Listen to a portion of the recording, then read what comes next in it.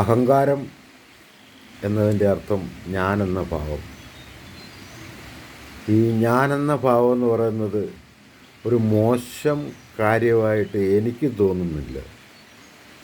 കാരണം ഞാനൊരു അഹങ്കാരി അല്ലാത്തത് കൊണ്ടാണ്.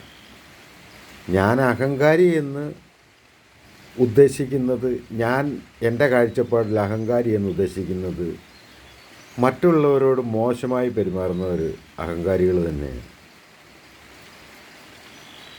ഒരു ഗതാഗത നിയമങ്ങളൊക്കെ ലംഘിച്ചുകൊണ്ട് അനുവദനീയമായി കൂടുതൽ സ്പീഡിൽ അപകടകരമായി വാഹനം ഓടിക്കുന്ന ഒരാൾ ഒരഹങ്കാരിയായിരിക്കും. അതാരായാലും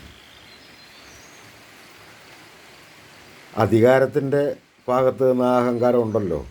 കാരണം വലിയ വലിയ മന്ത്രിമാരും ഗവർണറും പ്രധാനമന്ത്രിയും രാഷ്ട്രപതിയും അങ്ങനെയുള്ള വലിയ പോലീസ് ഉന്നതാധികാരികളും ഒക്കെ റോഡിലൂടെ വരുമ്പോഴത്തേക്ക് ആ ഒരു അതിന് അധികാരത്തിൻ്റെ ഭാഗത്ത് നിന്നുള്ള അഹങ്കാരവും തന്നെ അതിന് പറയണം. അത് ഞാനെന്ന ഭാവം ഒരാൾക്ക് മാത്രം ഉണ്ടാകുന്നതല്ല, ഒരു പൊതുസമൂഹത്തിനുണ്ടാകുന്ന, അതൊരു മതത്തിൻ്റെ ഒരു പുരോഹിതന്, ഉയർന്ന സ്ഥാനത്ത് നിൽക്കുന്ന പുരോഹിതനായാലും മറ്റ് ആശ്രമങ്ങളും മറ്റ് ആൾ ദൈവങ്ങളുമായിട്ടുള്ളവരായാലും മറ്റ് രാഷ്ട്രീയ നേതാക്കളായാലും ഈ കലാരംഗത്ത് ഇച്ചിരി മികവൊക്കെ പുലർത്തി അറിയപ്പെടുന്ന ചില സെലിബ്രിറ്റികളായിട്ടുള്ള ആൾക്കാരായാലും അവരെല്ലാം ആ പൊതുസമൂഹത്തിൻ്റെ ഒരു കുറച്ച് സമയത്തെങ്കിലും യാത്ര മുടക്കിയോ അല്ലെ അവരെ നിയന്ത്രിച്ചോ കടന്നു പോകുമ്പോൾ അത് എത്രമേൽ ആവശ്യം അല്ല, ഒരു പ്രധാനപ്പെട്ട ഒരു സംഭവം ഒരിടത്ത് നടക്കുന്ന ഒരു അപകടകരമായ ഒരു അവസ്ഥയൊക്കെ ഒരിടത്തുണ്ടായി അവിടം സന്ദർശിക്കാനോ അല്ലെ അവരുടെ സാന്നിധ്യം കൊണ്ട് അവിടെ ഒരുപാട് പ്രയോജനം ഉണ്ടാവും എന്ന രീതിയിലൊക്കെ പാഞ്ഞു പോകുന്ന ഒരു സംഭവത്തെയാണ് നമുക്കതിനെ അഹങ്കാരമൊന്നും ഒരിക്കലും പറയാൻ പാടില്ലല്ലോ. അത് പൊതു മനുഷ്യന് ആരും അങ്ങനെ പറയാറുണ്ടെന്ന് എനിക്ക് തോന്നുന്നില്ല. ഒരു ആംബുലൻസോ ഒരു ഫയർ എഞ്ചിനോ അല്ലെങ്കിൽ ഒരു പോലീസ് വാഹനമോ സൈറൻ മുഴക്കി പാഞ്ഞു പോകുമ്പോൾ എവിടെയോ ഒരു ദുരന്തമോ മറ്റേ അല്ലെങ്കിൽ ഒരു ആക്രമമോ എന്തെങ്കിലും ഒരു നാശനഷ്ടമോ പ്രകൃതിക്ഷോഭമോ എന്തെങ്കിലും ഒന്നുണ്ടായിട്ടുണ്ട് എന്ന് ബോധ്യത്തിലുള്ളവരാണ് സാധാരണ മനുഷ്യരെല്ലാം എന്ന് എനിക്ക് തോന്നുന്നത്.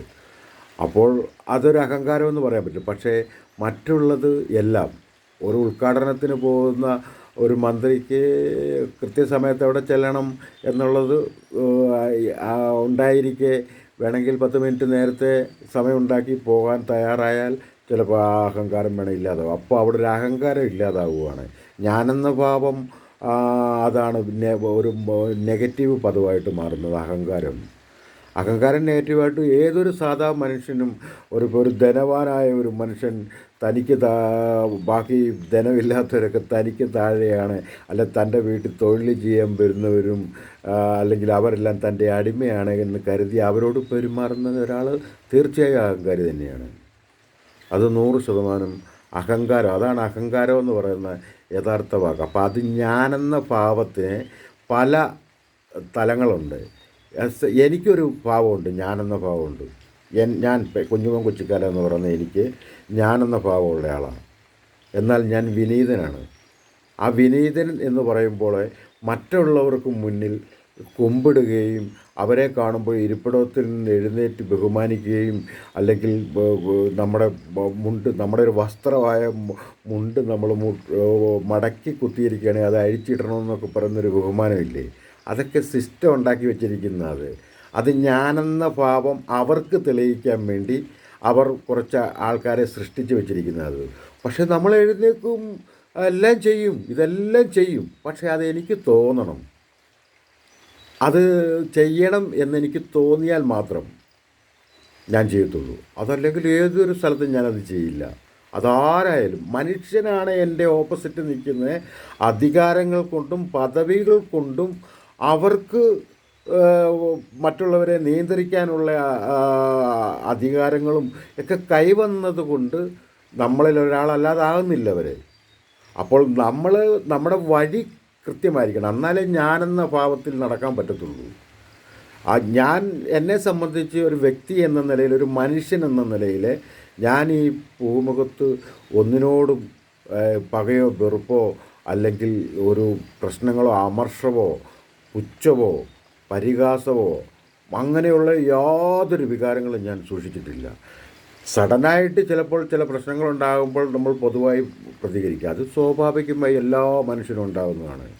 പക്ഷേ അത് ഉള്ളിൽ വെച്ചുകൊണ്ടിരിക്കുക, പിന്നീട് അതിനെ പെരുപ്പിച്ച് മറ്റുള്ളൊരു ഇതിലേക്ക് പോവുക, പെരുമാറുക എന്നതൊന്നും ഒരിക്കലും എൻ്റെ നിഘണ്ടുവിലില്ലാത്തതാണ്. അപ്പോൾ ഞാനെന്ന ഭാവത്തിന് ഞാൻ അവകാശിയാണ്.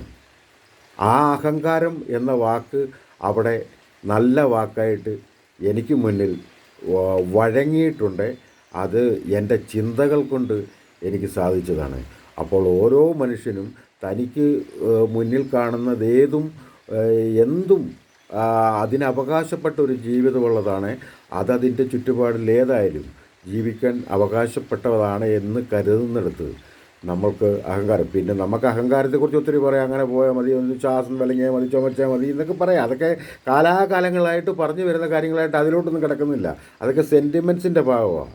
പക്ഷെ വിവേചന ബുദ്ധിയോടുകൂടി ചിന്തിച്ച് എന്താണ് മനുഷ്യൻ, ഈ ജീവിതം എന്താണ്, എന്തിനാണ് ജീവിക്കുന്നത് ഈ ഭൂമിയിൽ എന്നൊക്കെ ഒരു നിമിഷം, ഒരു ദിവസത്തിലൊരു ഏതെങ്കിലും ഒരു സമയത്ത്, ഒന്നുമല്ലെങ്കിൽ ഏറ്റവും ഫ്രീ ആയിട്ട് ഏതെങ്കിലും ഒരു സ്ഥലത്ത് ഇരിക്കുമ്പോൾ ഒന്ന് ചെറുതായി ചിന്തിച്ചാൽ ഏതൊരു മനുഷ്യനും അത് തിരിച്ചറിവാകും.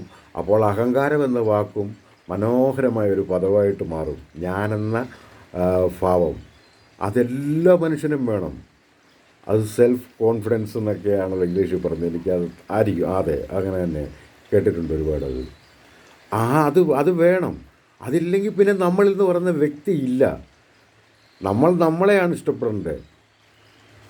ഈ കണ്ണാടിയിൽ നോക്കുമ്പോൾ ഈ ലോകത്തെ ഏറ്റവും മനോഹരമായ മുഖം നമ്മുടെയാണ്, മനോഹരമായ ചിരി നമ്മുടെയാണ്, മനോഹരമായ കണ്ണുകൾ നമ്മുടെയാണ്.